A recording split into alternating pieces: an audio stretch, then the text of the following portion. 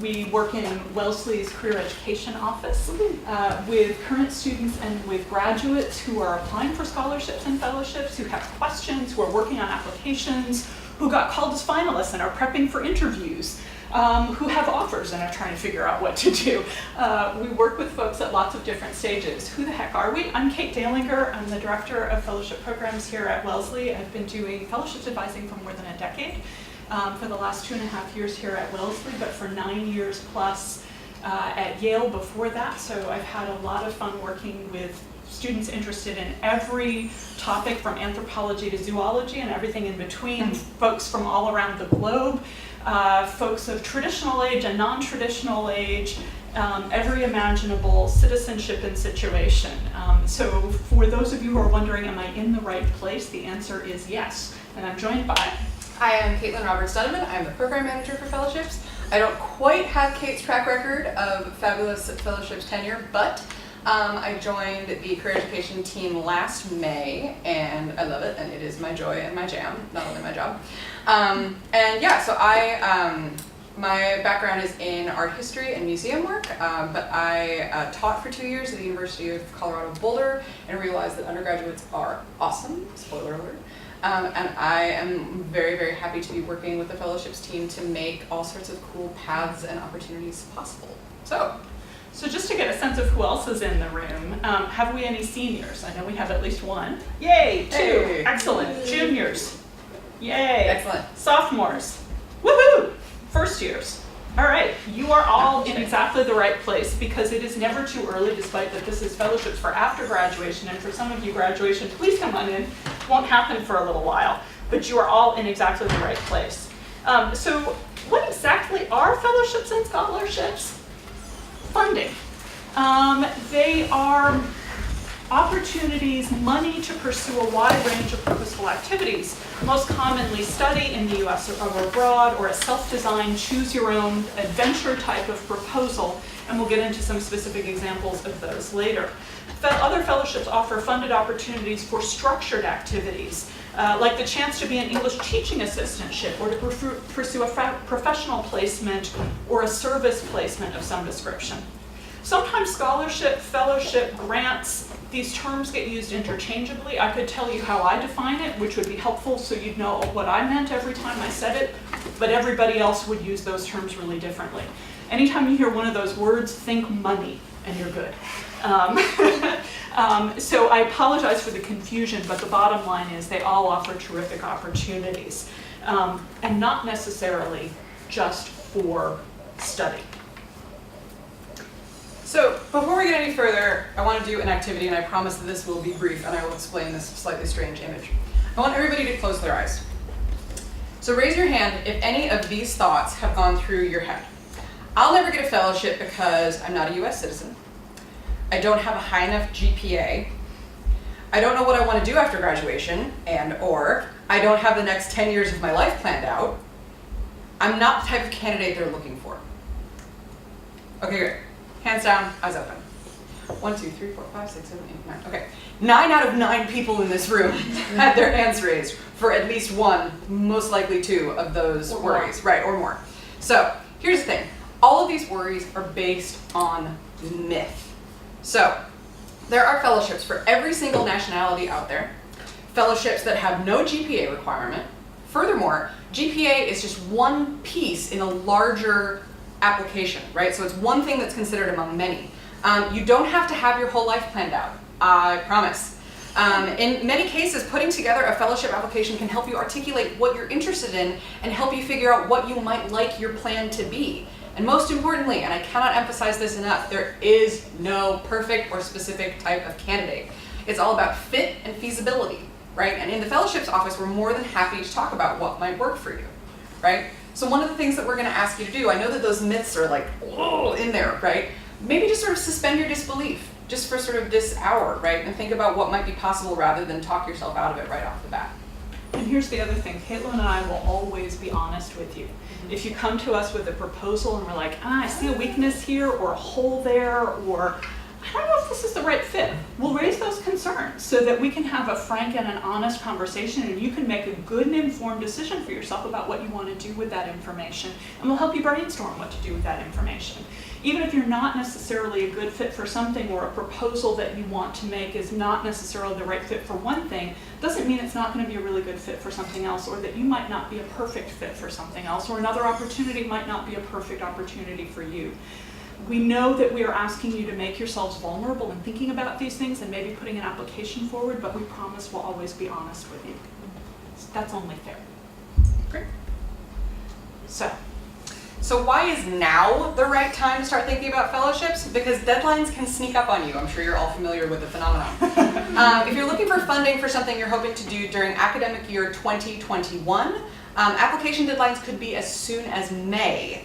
For example, applicants from China, Hong Kong, Macau, did I say that right? Taiwan. Macau and Taiwan, for the Schwarzman scholarships, Schwarzman Scholar Program, thank you, for a special master's program in Beijing taught in English, right? So if any of you matches those qualifications, that's one of our first deadlines. Many deadlines take place in the late summer or early fall, and they're usually finished by the end of January.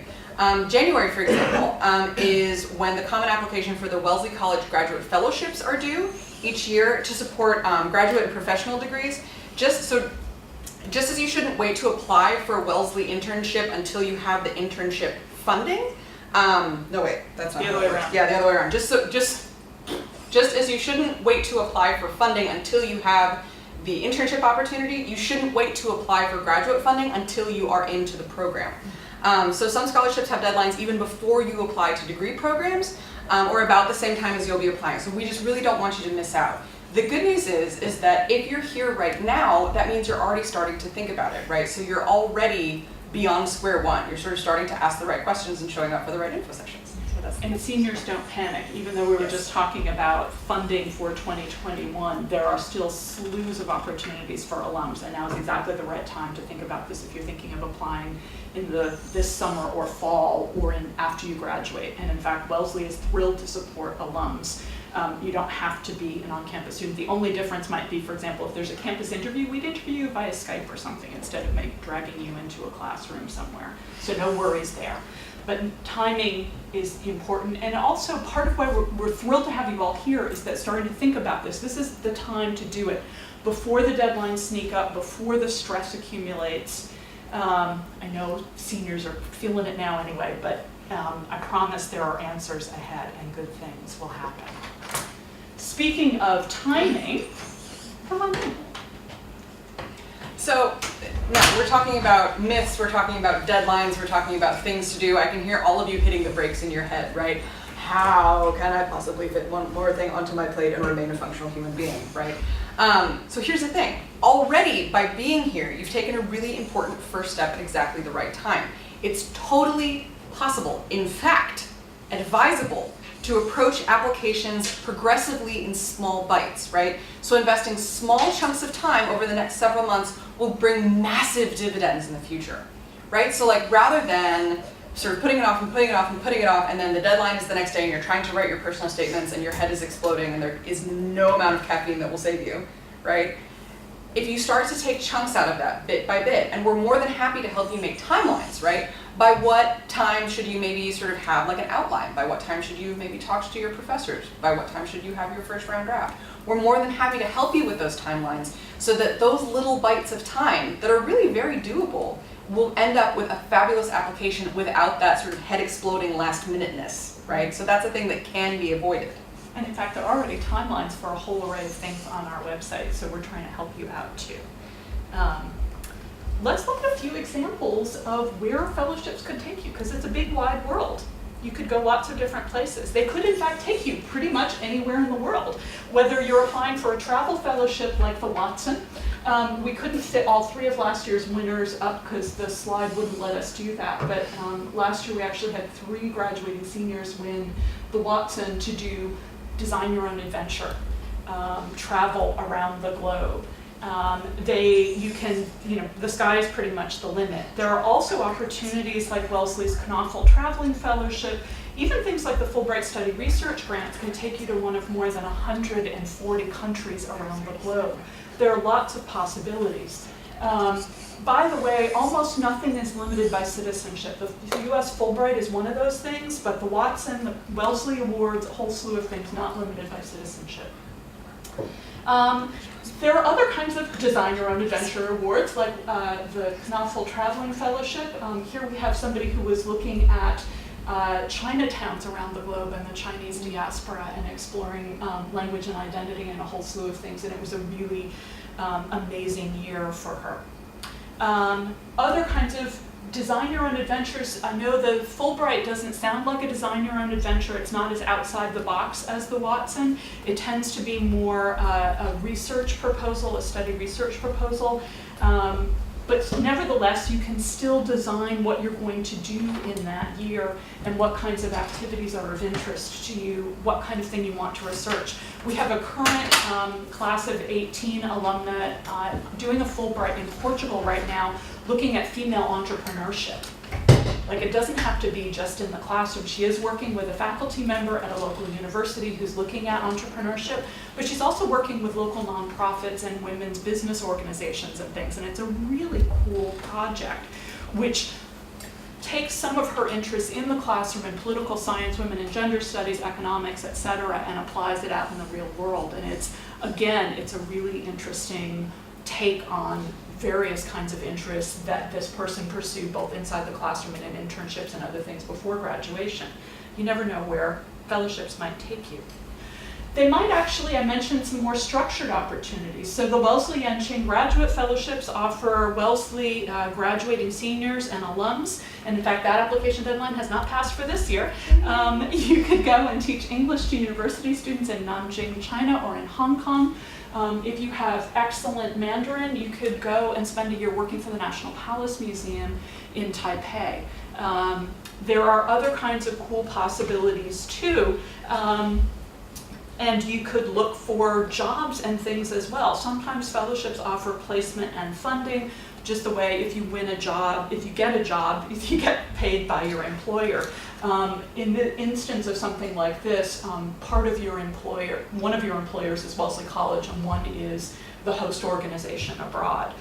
There are other kinds of cool opportunities like the Carnegie Endowment Junior Fellows Program, which offers the chance to do research in DC, the Coro Fellows Program, which looks at public policy in the US, the Luce Scholars Program. We just had a class of 14 alumna win the Luce. She's a journalist. She's been working for National Public Radio since she graduated, and she'll do a professional placement somewhere in Asia next year.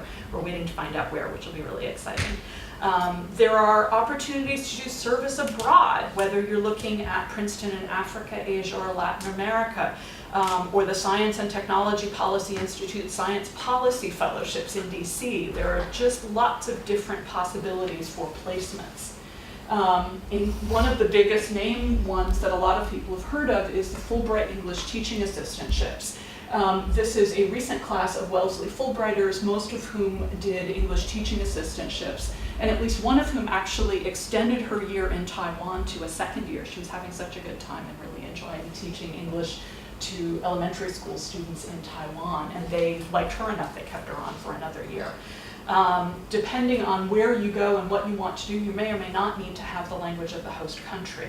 Another thing to keep in mind, especially about the Fulbright ETA and the Fulbright program, is that this is not in any way cultural imperialism. What happened was very quickly, after World War II, there was sort of a pot of money that hadn't been used, and they decided to invest it in promoting mutual cultural understanding across the globe. So the United States was in touch with partner countries and said, what do you need? And they said, we need native English speakers to teach English. So this is not in any way sort of like we're going to come and teach everybody English. This is a need that the countries themselves identified. Right, so it's a really cool opportunity. Great catch.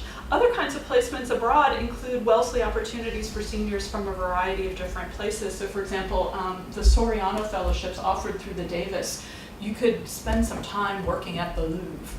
There are much worse things to be doing. Not too shabby. And again, this is another opportunity that's open to international students as well as to Americans at Wellesley. And then as I mentioned, there are service placements and other kinds of placements in the US.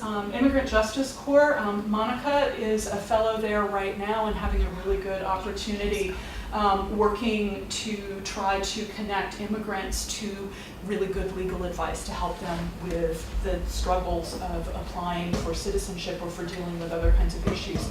For this, they are looking for folks who are eligible to work in the US. It's a 2-year service placement, and they're looking for folks not only with good English, but with other fabulous transferable skills, including good language skills.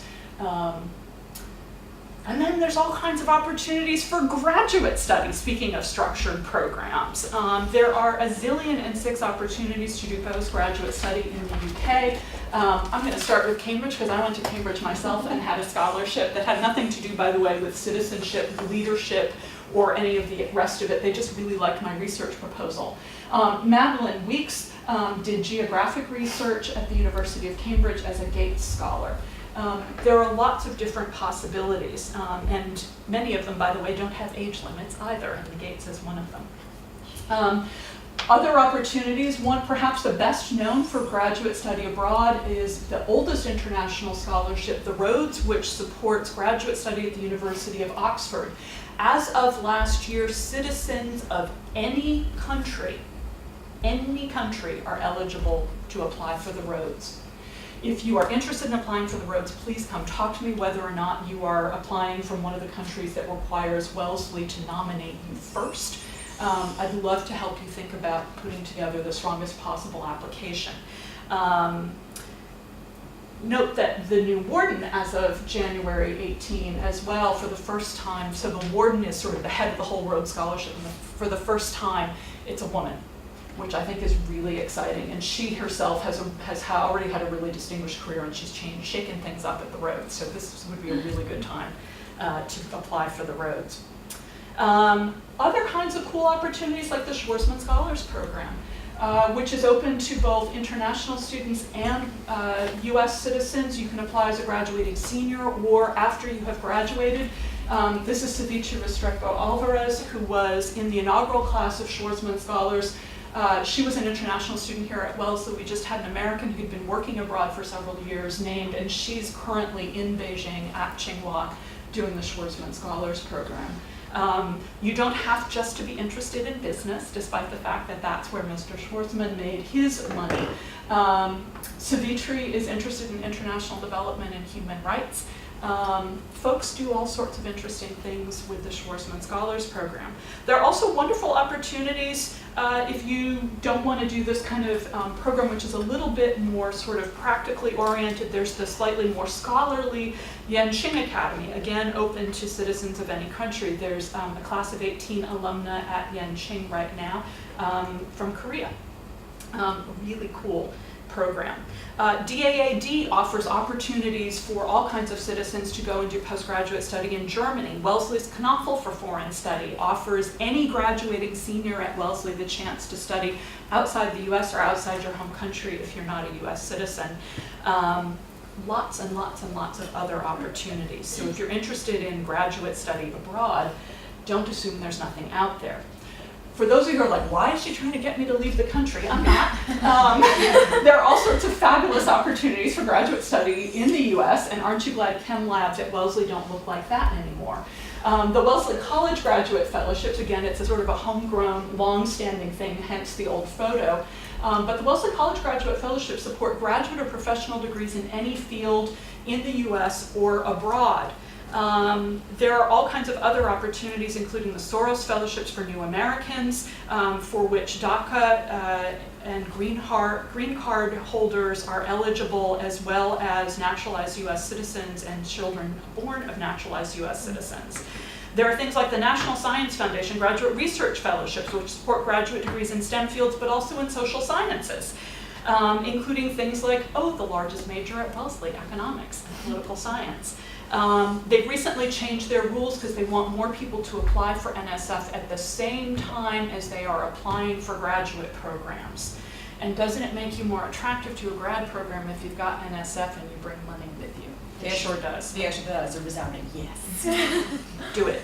Don't wait until you've been accepted to a graduate program to look for funding. I'm getting inquiries right now from folks who are like, oh, I just got into this program. What can I apply for funding for next year? And I'm like, congratulations, but sorry, most of the deadlines are passed for next year. So don't any of you do that. Yeah. I just had a question. When you say support, does that mean like it pays for graduate school, or Yes. it's just like everything? It depends. Okay. Some fellowships offer full funding. Some of them offer partial awards. The devil's in the details, Okay. which is why you're right. You noticed that I used a vague term like support. Yeah. Now, it's possible. I cobbled together myself a number of smaller awards that together added up to sort of a patchwork quilt that gave me enough coverage to allow me to do graduate work. Mhm. And it worked out really well. And I'm very happy to talk with folks about options like that. It is amazing when you win one thing and it covers everything. Those are rare and really hard to get. Mm. The bottom line is apply for everything that will help you get to exactly where you want to go. And hopefully things will work out one way or another for you. Another thing about the Wellesley College Graduate Fellowships, which is really cool, if you go to our website and you look, there are a lot of them. There's one common application for the Wellesley College Graduate Fellowships. Okay, so if you see that list and you think like, no. There's one common out, right? So essentially And one set of letters. Yes. So essentially what you do is you fill out our Google form and then you tick off like, please consider me for this one, this one, this one, this one, this one, this one, right? So like, don't let the number of fellowships is a good thing, right? Not a distressing thing. So just sort of keep that in mind as you're starting to look. Speaking of full funding, one recently formed opportunity is the Knight Hennessy Scholars Program, which does offer full funding for any graduate or professional degree offered at Stanford to citizens of any country. As you can imagine, that's wildly competitive. But if you should win it, that's a wonderful opportunity. Of 49 scholars named to the inaugural class last year, 57% of those scholars were women, including 67% of doctoral students in engineering. 63% of scholars held non-US passports from 19 countries, including Afghanistan, Argentina, Australia, Canada, China, Colombia, Germany, India, Israel, Italy, Mexico, Myanmar, New Zealand, Nigeria, Romania, South Korea, Syria, Tajikistan, and the UK. There are lots of possibilities out there. Okay, all of this sounds amazing. How the heck do I make sense of this? It's a lot of information. We're about to get into the where the hell do I start? So, we want you to explore. A great place to start is with the fellowship's website. From there, come on in. You'll find links to official websites with information about individual opportunities. You'll find mission statements, advice from past applicants, scholars' stories. See what piques your interest. Like, Watson sounds really cool, but one of the most common questions I get asked is, sounds great, but what would I do with that? Like, I just have no idea where to begin. More about that, we have a ringer in the room in a moment. Just look at what some of the possibilities are. And at the same time as you're looking, a really good question, what am I interested in? What am I curious about? What do I think I might possibly want to do out in the world? And what might a first step in that direction look like? Do I need to get a degree? Do I need to hone language skills? Do I need international experience? Do I need to get a little work in the field? What do I need to do, or what might be fun to explore? Just the way you use summer study abroad and internships and other kinds of opportunities to test the water. Senior theses to test the water of research. Summer in a lab to test the research opportunities. What might be interesting first step or two out of Wellesley? What are you curious about? What do you get up early for? What are you willing to stay late for? What do you carve time out for? I know how crazy busy you all are. What do you carve time out for? What matters to you? What makes you feel fulfilled? And might there be a way to pursue that? You don't have to wade through all of the fellowships to try to figure out, is there something out there? Come on in and talk with us. Come on in. Speaking of which, Wellesley students are really good at research, so play to your strengths. Start with our website and have a little look around and see what appeals. Note that in addition to learning how to apply through Wellesley for various fellowships, you'll also be able to find guidelines to searching for more opportunities. There are resources like a brief intro to fellowships that is like, here are all these different places you could look. Here's some tips on searching for scholarships for graduate and professional study.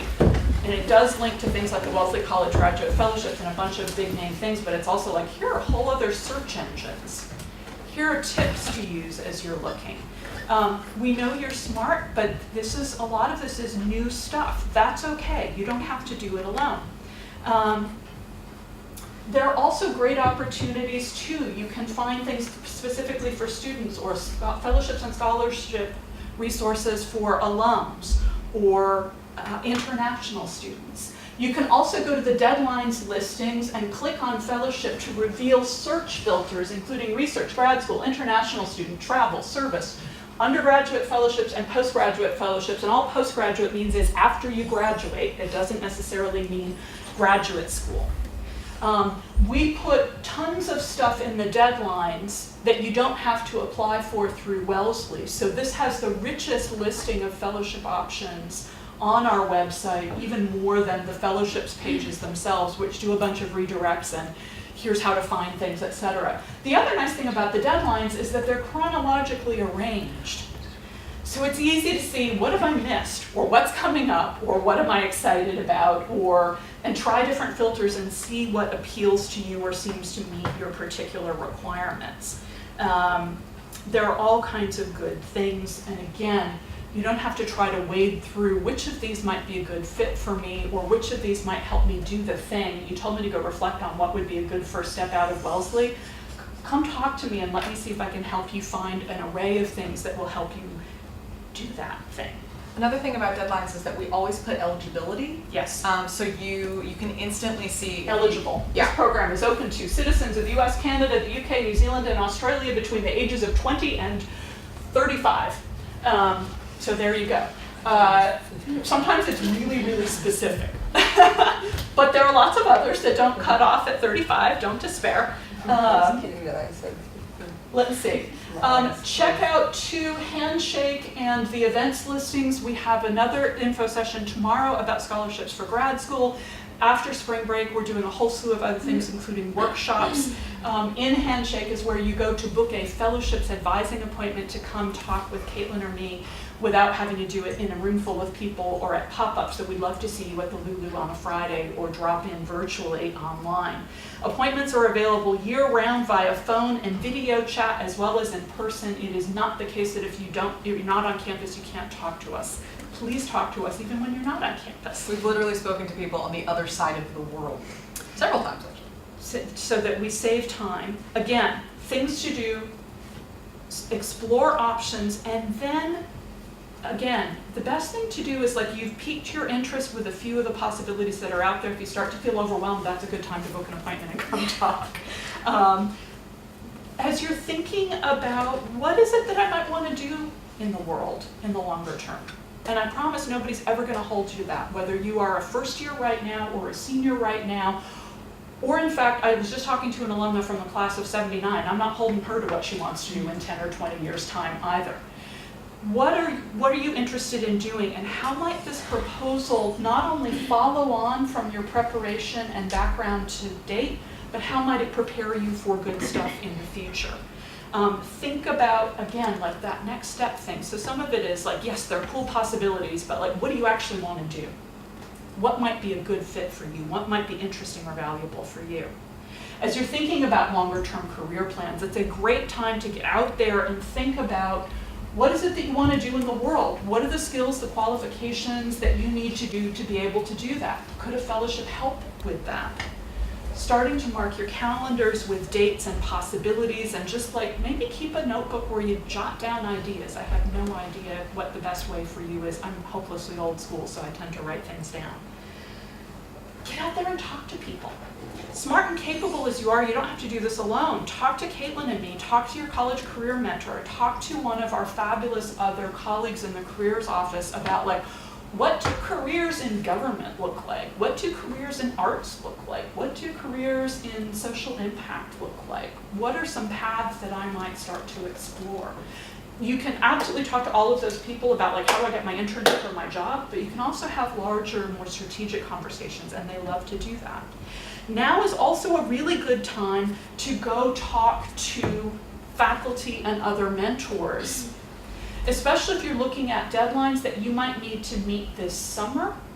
Starting to talk to faculty with who, while you're all still on campus together, is really helpful.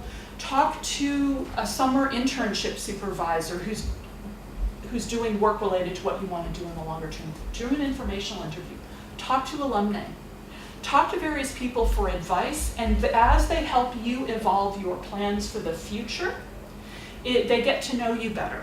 And they have conversations with you that don't pertain to, ooh, what's the exam? What do I need to do for the exam? Or like, how do I accomplish this task? The more that they can talk to you about your proposal and they get excited about your proposal, the easier it is for them to write beautiful, strong, specific letters of reference. So not only are you getting good advice, you're making your recommenders' jobs much easier.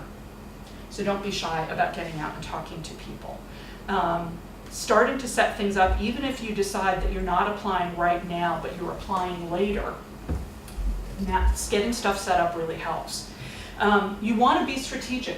There are literally thousands of scholarships and fellowships out there. You could spend the next few years applying for things and drive yourself and your recommenders crazy. I don't recommend that in the least. Be strategic. Apply for the things that will help you get where you want to go and do the things that you want to do. It's much easier, for example, to apply for a bunch of scholarships to help you do this graduate program as opposed to a bunch of scholarships to do that graduate program plus 9,000 other things. I know you're busy. So one favor that you can do for yourself is being strategic. And again, Caitlin and I can help you be strategic about what kinds of things might make sense. Come talk to us as often as you would like to. If you're feeling daunted right now, Don't, and I will explain why there's a white guy up here. Do any of you know who this is? Oh, I feel old. This is Wayne Gretzky. This is the great one. All right, there we go. So this is one of the greatest hockey players of all time. And Wayne Gretzky said, apocryphally, that you miss 100% of the shots that you don't take. I'm seeing nodding from the students I've already advised.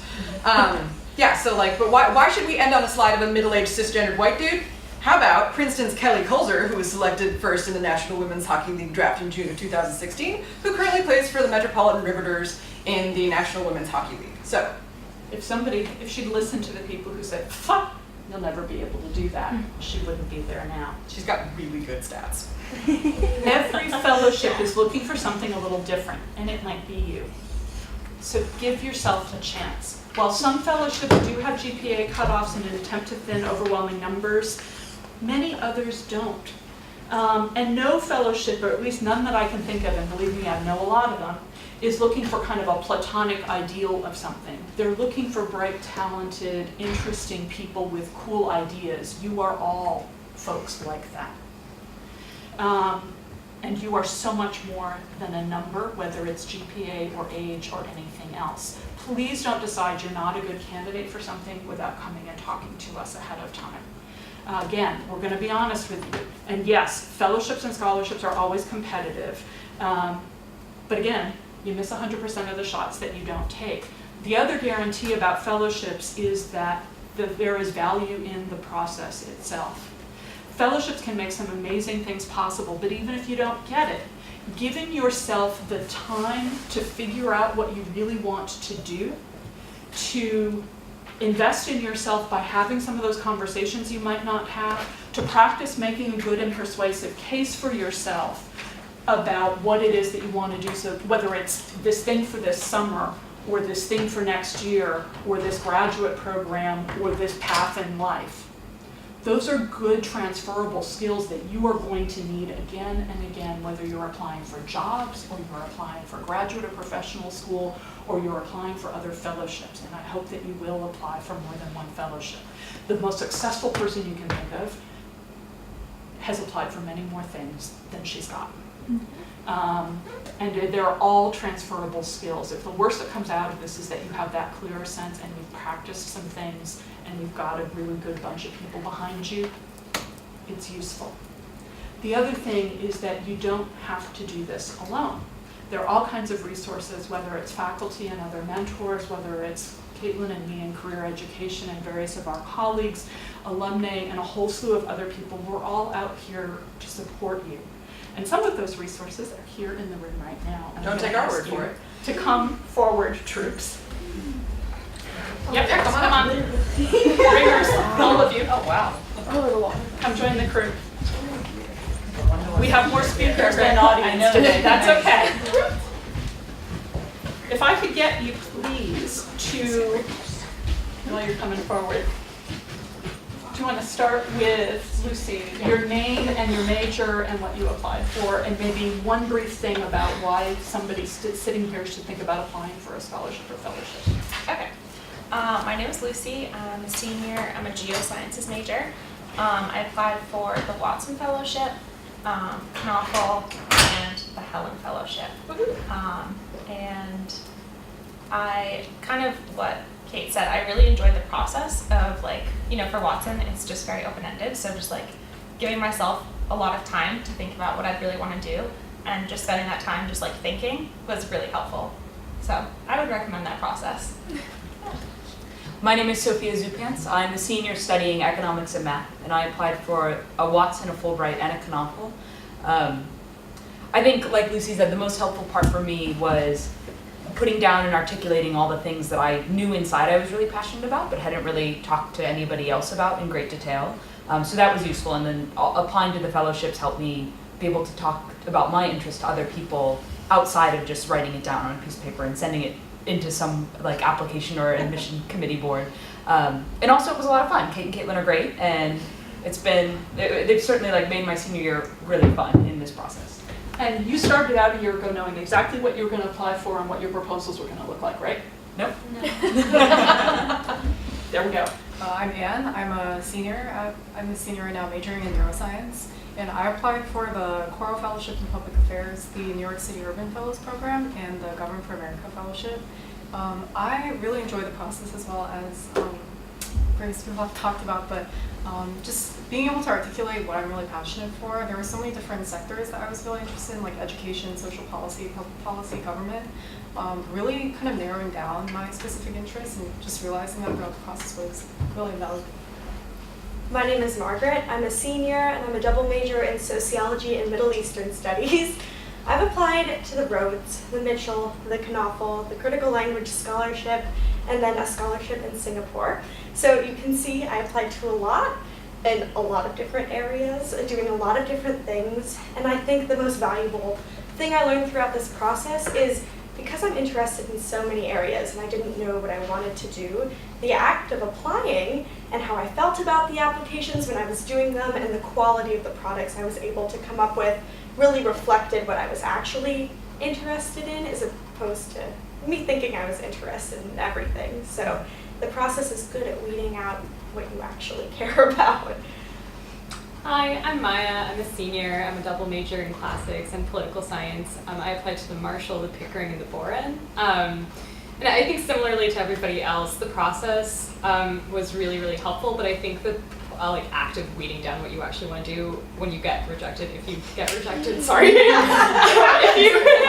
if you get rejected also helps you figure out jobs that you'd want to apply to, and it helps you figure out the wording of things and what you would actually be interested in doing and what would be a gainful experience for you. So I think it's really helpful just in any sense to go through the process. Hi, I'm Bridget. I'm a senior. I'm majoring in political science, minoring in art history. I applied to the Watson, Knoffel, CLS, and Boren. And I think, similar to everyone else, it really helped me figure out what I wanted to do because I've always had a lot of interest, especially doing the Watson because it kind of forces you to present your life as this kind of raced finish, and the finish is the Watson. And so I kind of had to think of what I've been interested in throughout my whole life and tie it together. And then I found that was really helpful for everything else that I applied for, because I realized even if I'm applying for a language scholarship, I still want to talk about art because that's really important to my life, and I want to talk about how the language helps me learn more about art from the region. Yeah. Cool. My name is Michelle. I'm also a senior studying Russian and Peace and Justice and Translation, and I applied for a Fulbright ETA in Russia and Boren in Kyrgyzstan, and I guess the second part, Boren in Kyrgyzstan. probably is a good example of depicting how through the process, what you think you might want to do can change, and new doors can open. I really thought that I just wanted to go to Russia to learn Russian, but then I started learning about Kyrgyzstan and all of the different directions that could lead me, and yeah, excited. Fantastic, thank you all. So you folks have a room full of experts. What are you curious about?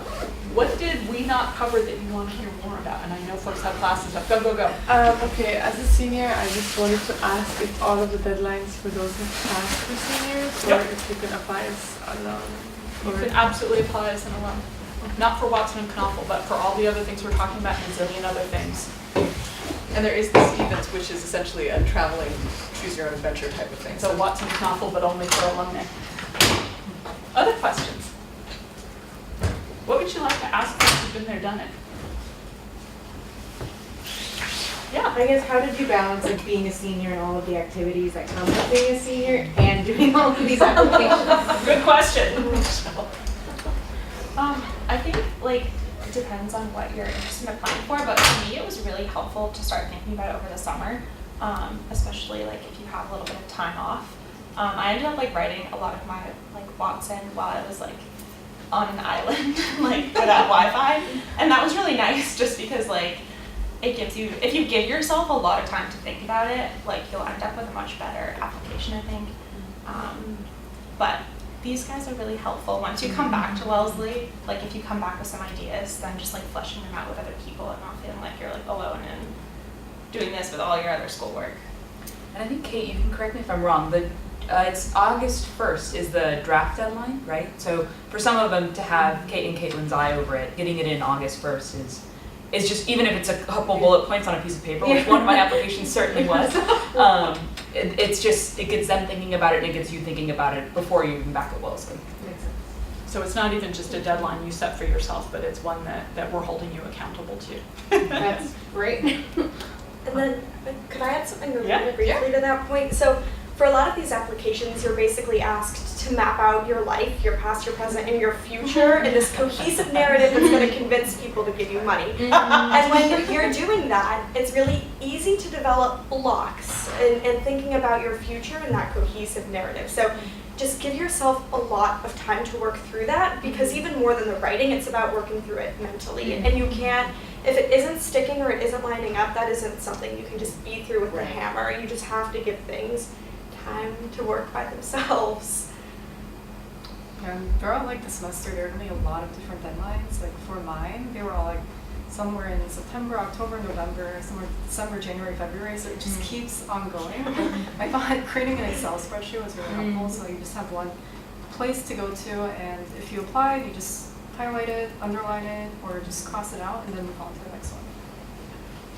And I think most things are recyclable. Like if you're applying to things because you have like an idea in mind for your future, then like a lot of my applications are very similar. Like even though I'm applying for like a traveling scholarship or fellowship, and the other one's like a language study, like they both are like maybe like 50% the same thing. Because you're still the same person. I'm still the same with person. a lot of the same interests and motivations and longer term plans. It's just the particular proposal varies and how it fits into those plans varies a little bit. Any other tips or advice or questions? What do you folks wish somebody had told you a year ago? Or what was the most helpful piece of advice you got along the way? I guess I realized how, I think to go off of your point, how mentally exhausting some fellowship apps can be, simply because they are really redundant and you do have to put out your whole life story on there. And at some point you look at them and you're like, I want to do this because I just want money and gainful employment. So I think it's really, really a process of like sitting down, applying to fellowships that you actually want to do, having reasons for them, and then I just can't overstate like how helpful Kate and Caitlin are with reading over drafts of applications. Their advice is actually incredibly helpful, and like draft 1 to draft 2, whenever I was doing the process, would just be so drastically different. So really just going to them as much as possible, I think. Also, people say this, but it's really hard to internalize. Just don't be afraid of failure. I think a lot of people, even though we know it's competitive and we know it's unlikely, a lot of people enter into the world of applying for fellowships like you're gonna get one if you keep applying, and that if you don't, you've somehow failed or you're not a worthy applicant, or because you're, you know, putting your life story out there that you're not worthy as like a student or a future professional or a person. It isn't true. They are just so competitive. So I think when you enter them, remembering that it's more about the process of learning than it is about the results is a really helpful framework. Yeah, and I think very along the same vein, I found like even reaching out to people outside of Kate and Caitlin was really helpful. And that was something that it took me a while to go up to a professor and say like, you know, I really want to do this Watson Fellowship. Can you read over my application? Can you help me think about this? But once I got over that, that was probably the most helpful thing to all of my applications because they provided a lot of really useful input. So that was something that was scary, but was important to get over. For me, like I had a friend who was doing a Watson now, and she was like her name's Carol, and she has like similar interests to me. Like she was also a science major and like wanted to do Watson, and just like getting her advice on like where like I both felt like we're coming from the same area, and so like finding, you know, someone a year ahead of you who has similar interests, like we'd all be happy to talk to any of you about it. So I think just getting someone's advice who has similar interests is really helpful also. Or even different interests. Sometimes really good advice comes from a completely different place. Other questions that you folks have? How'd you go about picking whom to ask to write references for various things? Or any tips about that, or things you wish you'd done differently? For me, I'll say I think it was who I really thought would write me the strongest possible reference. So what makes a reference strong?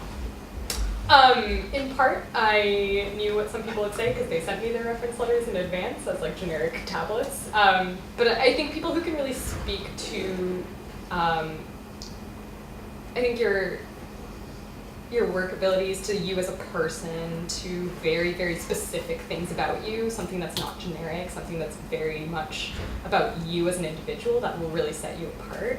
So I think it's less of a process of trying to find the person who will write you the most relevant recommendation, or the person So that's very important. You want to think about references Yes. as being expert witnesses on your behalf.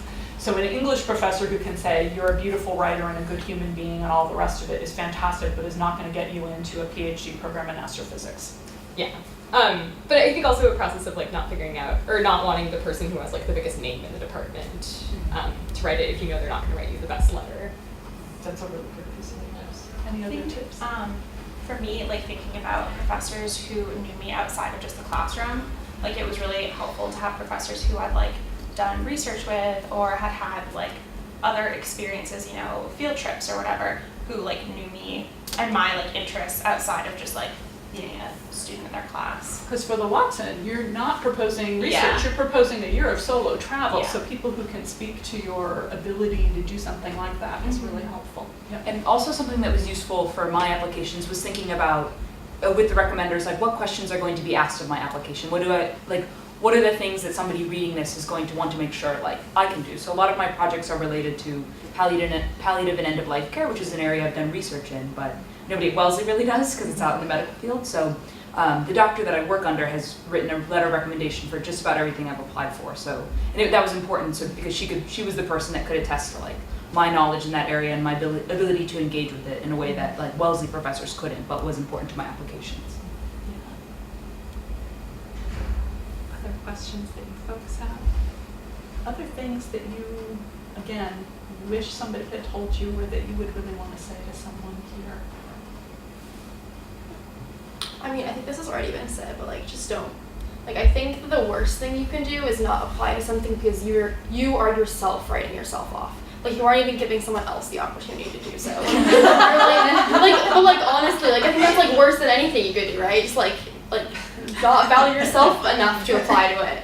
So apply to it, you know, and maybe you get rejected, and like that's okay, but don't reject yourself.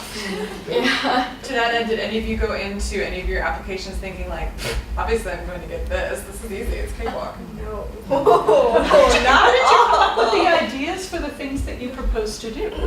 Where did that come from?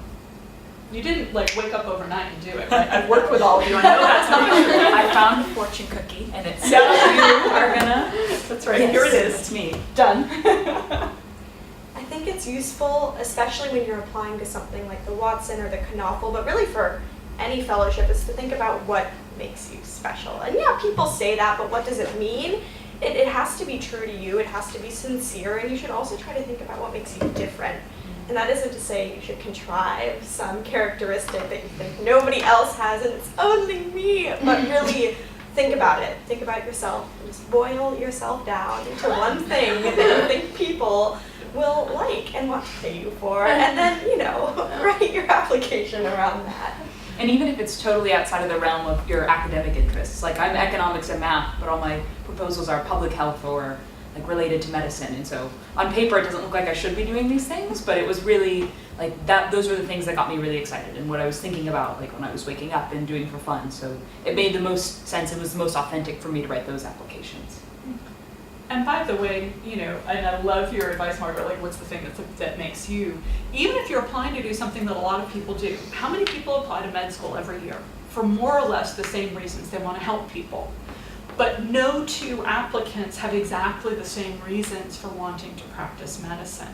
No two applicants have exactly the same history or background or other kinds of contributing factors. So every applicant is different. And so to Margaret's point, the trick is to try to figure out what can you say that really reflects you most authentically and does a really good job of representing what you bring to the table. And that's part of why applying for things is, yes, hard and time consuming, but it's also what makes this process really valuable, that makes this something worth doing, whether or not you actually win a fellowship. And I know it sounds awful for me to say that, but the reality is that most applications are not actually going to hit the jackpot.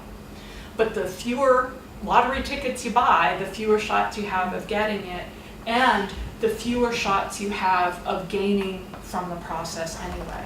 I've watched thousands of people go through this process. I have cheered, I have asked hard questions, I have coaxed, I have been tough, I've been encouraging, I've been a million different things, anything I can think of to do to help somebody along the way.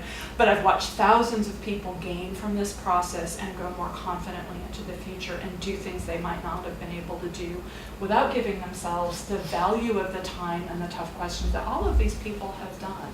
All of the hard work that all of you have put in. I've watched you figure things out in amazing ways. I've watched you all learn how to make better cases for yourself. That's going to stand you in good stead going out into the world, no matter what you do, even if you never apply for another fellowship or scholarship again.